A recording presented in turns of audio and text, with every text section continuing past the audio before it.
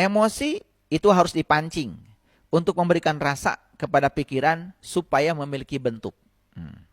Jadi emosi harus dipancing untuk memberikan rasa kepada pikiran supaya memiliki bentuk. Jadi artinya, ya, apa yang dipikirkan, apa yang dikatakan itu belum memiliki bentuk.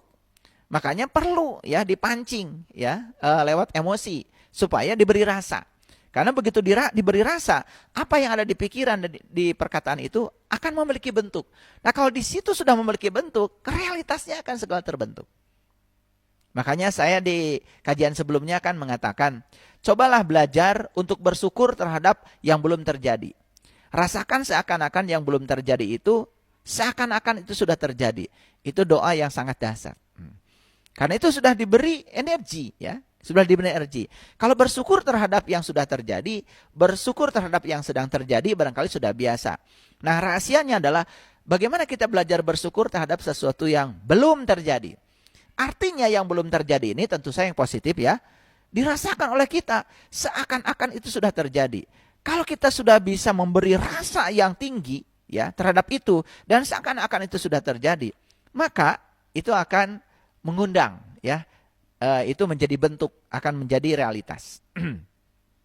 Baik ya para sahabat ya, perasaan baik yang disebut dengan positif itu sekali lagi itu berasal dari kekuatan positif. Jadi saya sudah berbicara di kajian sebelumnya tentang cinta, dan cinta yang saya maksud itu bukan rasa perasaan, tapi cinta yang saya maksud adalah kekuatan positif. Makanya di semesta ini cuma dua, kehadiran cinta atau ketidakhadiran cinta. Ada cinta atau ada kondisi ketiadaan cinta. Jadi sebetulnya yang disebut dengan kenegatifan itu sebetulnya karena ketiadaan cinta saja. Nah, oleh karena itu maka saya ingin menekankan ya, perasaan baik ya atau perasaan positif itu berasal dari cinta, berasal dari kekuatan yang positif. Nah, makin baik perasaan kita ya, tentu saja sebaliknya yang tadi. Perasaan buruk ya atau negatif berasal dari ketiadaan cinta. Jadi sebetulnya hanya ada dua keadaan. Jadi kehadiran cinta atau ketiadaan cinta. Kehadiran cinta akan menimbulkan perasaan baik. Nah, ketiadaan cinta itu yang akan menimbulkan perasaan buruk, ya.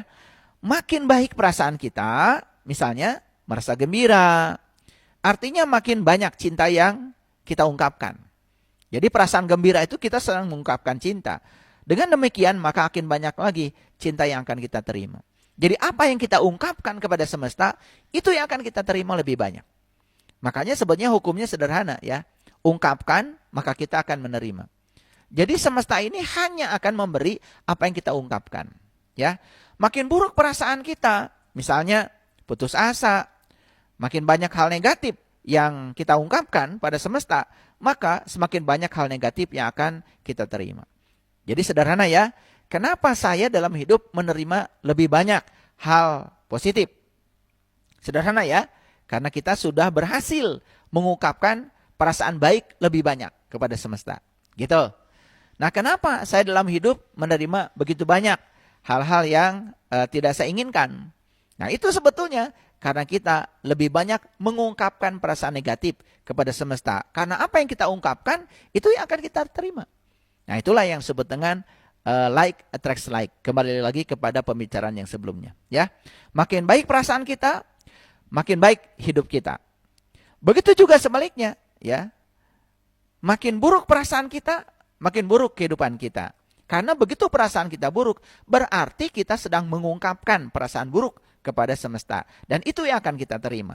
Jadi mengubah hidup sebetulnya apa? Mengubah hidup adalah mengubah perasaan. Nah, ini bahasa simpelnya ya.